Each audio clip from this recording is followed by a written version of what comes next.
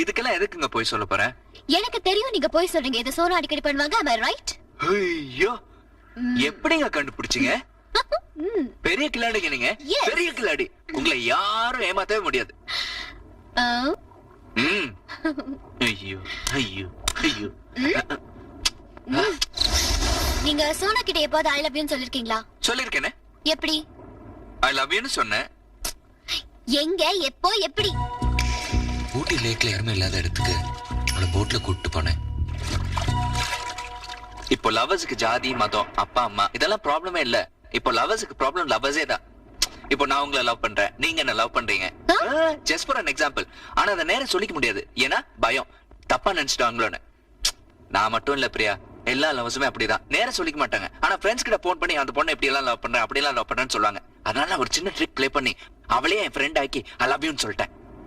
அது எப்படி?